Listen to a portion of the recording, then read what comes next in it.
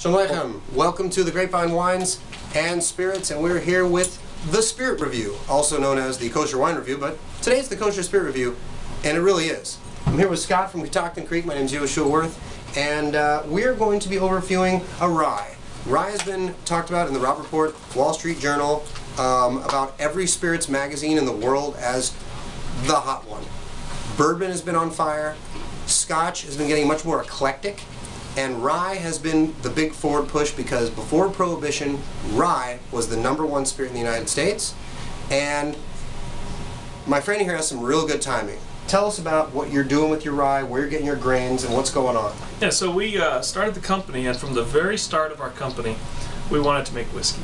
And rye is so important to the history of Virginia. So in Virginia, ever since the time of George Washington, they've been making rye whiskey. George Washington himself at Mount Vernon was making rye whiskey. Rye whiskey, yeah. And every farm, every village had a rye whiskey production happening. They call them farm distilleries, or sometimes they would call them horsey distilleries, because the horses would lead the riders out, and the horses had to get back home on their own because the riders were often taking a little too much on the way back. So rye was very common. Most of the rye was unaged at the time. Maybe the horses were saying l'chaim. Yes, and but especially after Prohibition, we started to see much more prevalent use of an aged rye spirit, aged rye whiskey like this.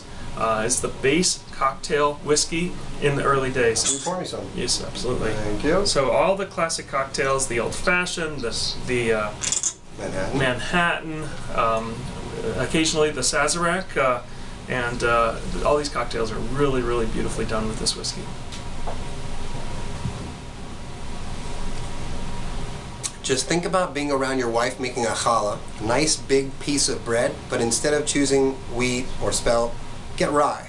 And just be around it when the yeast starts to take effect and that beautiful doughy,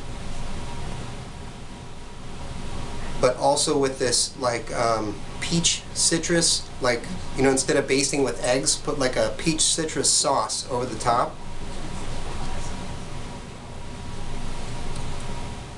Taking a big whiff, not a lot of fire on the nose. It's an 80 proof whiskey. It's not a cask strength job. It's gonna be a little smoother, a little lighter, easier. Let's give it a taste, l'chaim. Said a bracha already, so don't think I'm just cheating.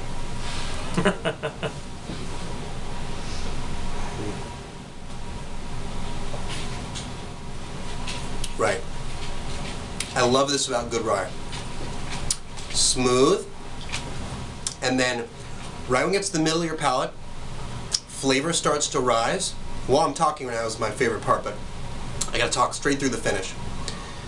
And right when it gets to the back edge of your palate, as you're swallowing, you're like, oh, it's smooth, and then you have this, I'll call it warm air, fire kind of spice and roundness. On bourbon you get more of a butterscotchy. This has got more a little citrus, a little more like a white pepper, but it's not a fire. It's more this warm.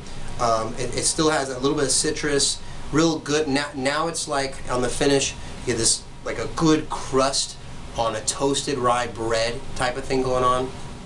Incredible for I could see cooking some stir fries, tasting, sipping with friends on some nice l'chaims at a tish. And if you don't know what that is, look it up. It's on probably Wikipedia what a tish is. And I really enjoy his whiskeys a lot. It's interesting. It's really young. It's not just this smooth, big flavor thing you chill out to. And I'd like to thank Scott and for making this beautiful rye. Is Roundstone Rye, organic, kosher, and fun. This is Yehoshua Werth here with Scott from Catoctin Creek, live at Grapevine Wines. This is the Kosher Spirit Review.